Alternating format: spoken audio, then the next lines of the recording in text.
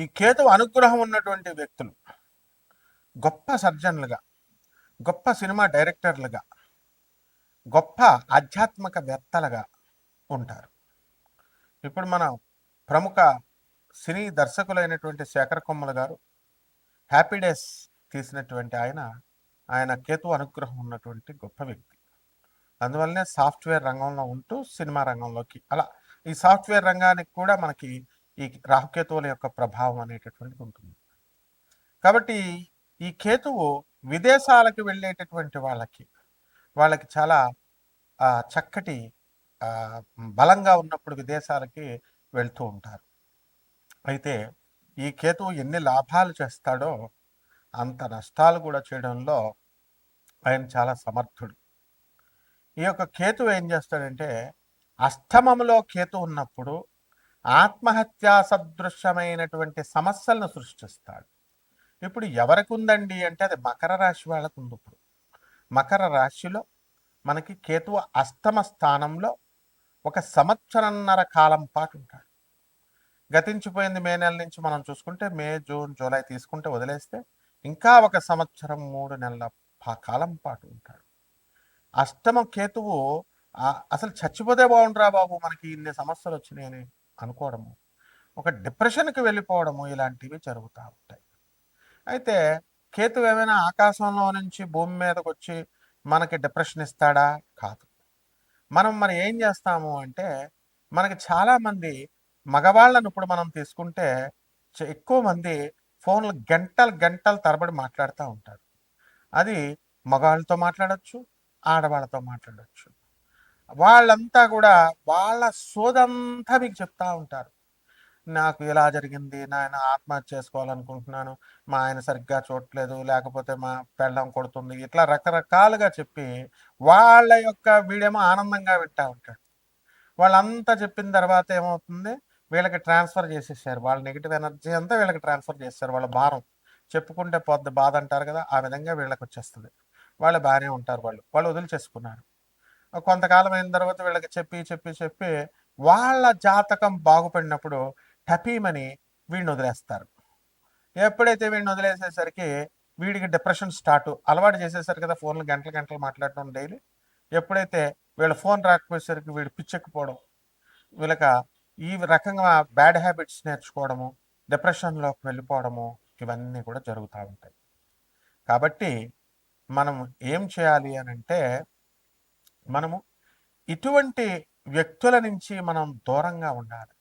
ఎవరైతే వాళ్ళ బాధలు మనకి చెబుతూ వస్తూ ఉంటారో అటువంటి వాళ్ళకి మనం ఛాన్స్ ఇవ్వకుండా, వాళ్ళ సోదంతా మనం వినకుండా కఠినంగా కర్కశంగా ఉండాలి.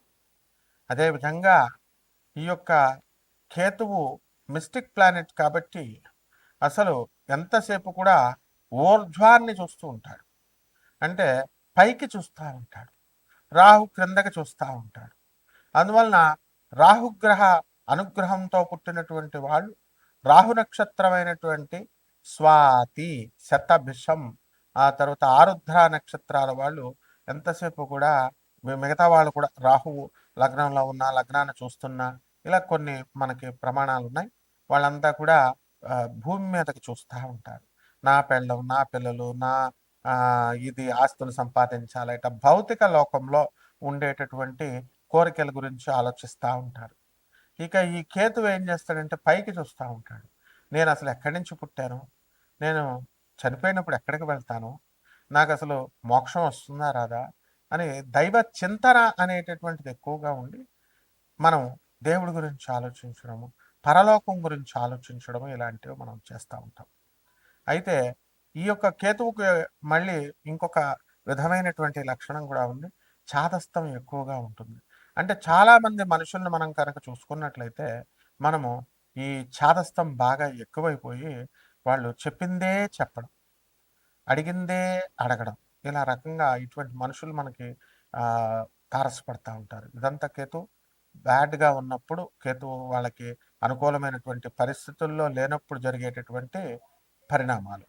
కాబట్టి ఈ యొక్క కేతువు, రాహుకేతువులు మనకి ఏమైపోయారండి, మన అందరికీ తెలిసిందే. ఈ రాహుకేతువులు ఇద్దరు కలిసి ఒకటే రాక్షసుడు. అతడు ఏం చేస్తాడంటే మరి శ్రీ మహావిష్ణువుని నమ్మకుండా అతను ఈ అమృతాన్ని దొంగతనంగా తాగాలి అనేటటువంటి ఉద్దేశంతో దేవతల రూపంలోకి వచ్చి మాయ చేసి విష్ణుమూర్తినే మాయ చేస్తాడు. ఈ రాహుకేతువులు ఇద్దరు కలిసి ఒకటే సింగిల్ బాడీగా ఉన్నప్పుడు మాయ చేసి ఆ అమృతాన్ని జగన్మోహిని రూపంలో ఉన్నటువంటి శ్రీ మహావిష్ణువు దేవతలకు పంచి ఆ తర్వాత రాక్షసులు పంచుతాను అని చెప్పి ఆమె జగన్మోహిని పంచుతూ ఉంటే రాక్షసాంతకుడైనటువంటి శ్రీ మహావిష్ణువు ఎట్టి పరిస్థితుల్లో కూడా అతడు పంచడు అని చెప్పేసి మనకు రాదు ఆ వాటా అని చెప్పి మనకి అతను ఒక దేవతా రూపాన్ని ధరించి ఆ లైన్లో కూర్చుంటాడు. కూర్చున్న తర్వాత విష్ణుమూర్తి వేసేస్తాడు అమృతం, ఆ అమృతం తాగేస్తాడు. అయితే సూర్యచంద్రులు ఇద్దరు కూడా శ్రీ మహావిష్ణువుకి ఇలా సైగ చేయగానే శ్రీ మహావిష్ణువు జాగ్రత్త పడి వెంటనే ఆ అమృతం తాగేసినటువంటి రాహుకి చక్రం విసిరేస్తాడు. విసిరేస్తే సుదర్శన చక్రం తల తెగిపోతుంది. మరి ఆ ఊర్ధ్వం తల ఆకాశంలో ఉంటుంది, కేతువు మండం. తల ఎప్పుడొచ్చి మళ్ళీ మొండానికి అతుక్కుంటుందా అని చెప్పి ఇలా క్రిందగా చూస్తూ ఉంటుంది అనమాట, పైకి చూస్తూ ఉంటుంది కేతు. అలాగే ఆ యొక్క రాహు ఏం చేస్తాడంటే ఆ రాహు క్రిందగా చూస్తూ ఉంటాడు, నేను వెళ్ళి ఎప్పుడు ఎత్తుక్కోవాలా శరీరానికి అని. కాబట్టి అందువలన ఈ యొక్క కేతువు పైకి చూస్తూ ఉంటాడు. అయితే ఈ కేతువు యొక్క దశమహావిద్యలలో కేతువుని మనకి అధిష్టాన దేవత ధూమావతి. ఆ ధూమావతి అమ్మవారి యొక్క సాధన చేసిన, ఆ ధూమావతి మంత్రాన్ని మనం పఠించిన, ఇవన్నీ కూడా మనకి ఈ యొక్క కేతుగ్రహము మనకి అనుకూలమవుతూ ఉంటుంది. కాబట్టి చిన్నమస్తాకి సంబంధించినటువంటి ఆ రాహు యొక్క సాధన, ఈ యొక్క కేతువు మరి ధూమావతి అమ్మవారి యొక్క సాధన చేయడం ద్వారా మనకి ఈ కేతువుని సప్రెస్ చేయొచ్చు.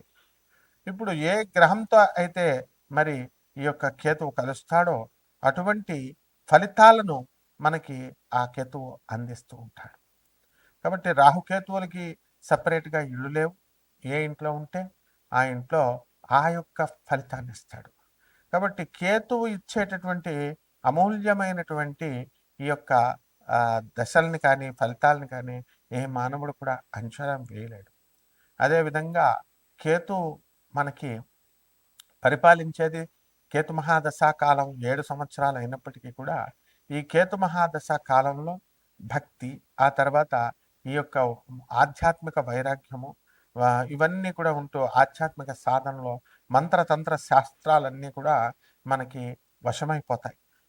అదేవిధంగా ఈ యొక్క కేతువు మనకి మంత్రతంత్ర క్షుద్ర శక్తులే కాకుండా యక్షిని, గంధర్వ, కిన్నెర, కింపురుష శక్తుల్ని కూడా మనకి వశం చేస్తూ ఉంటుంది.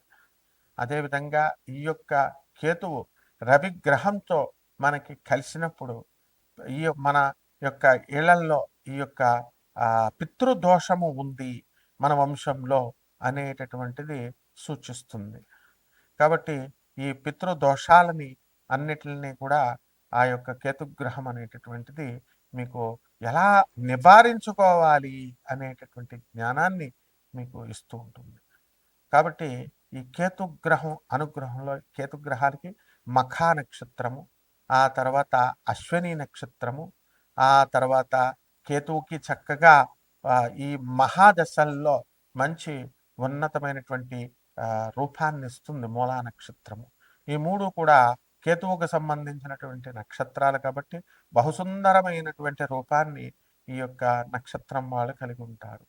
అయితే ఈ కేతువు ఏం చేస్తాడు, మూలా నక్షత్రం వాళ్ళని తీసుకున్నప్పుడు వాళ్ళకి ఫలితం ఏమిటంటే ఈ కేతువు ఏ రాశిలో ఉంటే ఆ ఫలితాన్ని ఇవ్వడము, లేకపోతే ఏ గ్రహంతో కలిస్తే ఆ గ్రహానికి సంబంధించినటువంటి ఫలితాలను ఆ గ్రహంలా ఫలితాలను ఇవ్వడం చేస్తుంది. కాబట్టి చెడ్డవాళ్లతో కలిస్తే మనకి కేతు గ్రహము చెడ్డవాళ్ళు ఆకర్షితులవుతూ ఉంటారు. అందువల్ల ఈ కేతుగ్రహ మూలా నక్షత్రం వాళ్ళకి మనం చూసుకుంటే వాళ్ళు స్వతహాగా చాలా మంచివాళ్ళు, కానీ చెడ్డవాళ్ళు ఆటోమేటిక్గా ఆకర్షితులయ్యి వీళ్ళ దగ్గరికి వచ్చేసి వీళ్ళతో స్నేహం చేయడం జరుగుతుంది. ఆ విధంగా మంచివాళ్ళు అనేటువంటి వాళ్ళు వీళ్ళకి దూరంగా వెళ్తారు. అయితే వీళ్ళు మంచి వాళ్ళని ఆకర్షించుకొని చెడ్డవాళ్ళని వదిలేయాలి. ఈ నక్షత్రానికి అశ్విని నక్షత్రం అనేటటువంటిది ఈ కేతు గ్రహానికి వచ్చింది కాబట్టి డాక్టర్స్గా, సర్జన్స్గా మనకి ఈ కేతుగ్రహం అనేటటువంటిది ఉంటుంది. కేవలము కేతుగ్రహము కృషించినటువంటి శరీరం అనే కాకుండా మామూలుగా పుష్టిగా కూడా ఉండొచ్చు. ఇప్పుడు నాకు కూడా లగ్నంలో కేతు ఉన్నాడు. నేను కూడా మరి చిన్నప్పుడు చాలా లావుగా మంచి బొద్దుగా ఉండేవాడిని. ఆ తర్వాత మధ్యలో ఎండిపోయిన నక్కలాగా అయిపోయాం. ఆ తర్వాత మళ్ళీ గురు మహాదశలు ఇలాంటి దశలు వచ్చినప్పుడు లావుగా అవుతూ ఉంటాయి. ఇవన్నీ కామన్ అనమాట. సో ఈ 12 రాశుల మీద ఈ సంవత్సరం 3 నెలల పాటు ఈ యొక్క ఫలితాలు ఎలా ఇస్తుంది కేతువు అనేటటువంటిది ఒక్కొక్క రాశి వారికి మనం చూద్దాం. ఆ రాశుల్లో చేసుకునేటటువంటి పరిహారాలు ఏమిటి, ఇవన్నీ కూడా మనం తెలుసుకుందాం. మేషరాశి, ఈ మేషరాశి వారికి అందరికీ కూడా ఏలినాటి శని జరుగుతుంది. మరి ఈ ఏలినాటి శని ప్రభావంలో ఈ మేషరాశి వారికి అందరికీ కూడా గత ఈ సంవత్సరంలో కేతువు కన్యారాశిలో ఉన్నప్పుడు కంటే కూడా ఇప్పుడు అద్భుతమైనటువంటి ఆదాయాలు పెరుగుతాయి. వ్యాపారాలు చేసుకునేటటువంటి వాళ్ళు సముద్ర వ్యాపారాలు, జమ్స్, కాస్మెటిక్స్, పూజా స్టోర్స్ ఇలాంటివన్నీ కూడా రన్ చేసేటటువంటి వాళ్ళకి అద్భుతమైనటువంటి అదృష్ట సమయంగా మనం చెప్పుకోవచ్చు. బాబాలు, తర్వాత ఆశ్రమాలు, ఆధ్యాత్మికవేత్తలు, ఈ విధంగా జ్యోతిష్యము ఇలాంటి పండితులు ఎవరైతే ఉన్నారో సాహిత్య సంగీత రంగాలలో అటువంటి వాళ్ళందరికీ కూడా మంచి అనుకూలమైన సమయంగా మనము ఈ కాలమంతా కూడా మనం చెప్పుకోవచ్చు. అదేవిధంగా ఈ యొక్క కేతువు కపటత్వాన్ని కూడా చూపిస్తుంది, క్రూరత్వాన్ని కూడా చూపిస్తుంది. కాబట్టి వీళ్ళల్లో ఒక రకమైనటువంటి క్రూర భావన అనేటటువంటిది వీళ్ళ పిల్లల్లో వస్తుంది. మరి ఈ యొక్క సంతాన స్థానంలో కేతు గ్రహము ఉండడం ద్వారా వాళ్ళ యొక్క శాడిజంకి ఈ యొక్క మేషరాశి తల్లిదండ్రులు వణికిపోతూ ఉంటారు. ఉదాహరణకి మీ పిల్లలు బాగా చదువుతారని చెప్పి దూరపు రాష్ట్రాలలో ఉన్నటువంటి కాలేజీల్లో మీరు సీట్లు ఇవ్వడం జరుగుతుంది, ఇప్పించడం. తీరా అక్కడికి వెళ్ళిన తర్వాత మంచి స్నేహితులతో తిరుగుతారో లేకపోతే చెడ్డ స్నేహితులతో తిరిగి వీళ్ళ జీవితాలను పాడు చేసుకుంటారా అనేటటువంటి భయంగా మీకు అందరికీ కూడా అనిపిస్తూ ఉంటుంది. అలాగే ఖర్చులను కూడా మీరు చూసుకున్నప్పుడు చక్కటి ఖర్చులు అనేటటువంటివి వస్తాయి. అదేవిధంగా ఈ యొక్క గురువు మనకి అనుకూలమైనటువంటి స్థితిలో లేడు కాబట్టి మనం టీం వర్క్ చేసేటటువంటి ఉద్యోగస్తులు, వాళ్ళు సాఫ్ట్వేర్లో నుండి, డాక్టర్లో నుండి, ఇతర వృత్తుల్లో, ప్రైవేట్ ఉద్యోగాలలో ఉన్నటువంటి వాళ్ళు అంతా కూడా వాళ్ళకి మీరు కష్టపడితే పేరు వేరే వాళ్ళకి వెళ్ళడం అనేటటువంటిది జరుగుతుంది. మార్కెటింగ్ రంగంలో ఉన్నటువంటి వాళ్ళకి అద్భుతమైనటువంటి ఎదుగుదల ఉంటుంది. ఈ విధంగా అన్ని వర్గాల వ్యాపారస్తులకి, ఉద్యోగస్తులకి బ్రహ్మాండంగా ఉంది.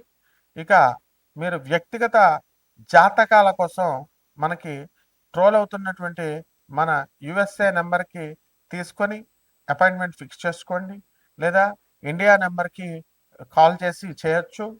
ఎట్టి పరిస్థితుల్లో కూడా మనము నాన్ కమర్షియల్ ఆస్పెక్ట్తో మనం చెబుతాం కాబట్టి చక్కగా సీరియస్గా తమ జీవితాలను మార్చుకోవాలి అనుకునేటటువంటి వాళ్ళు చేయండి.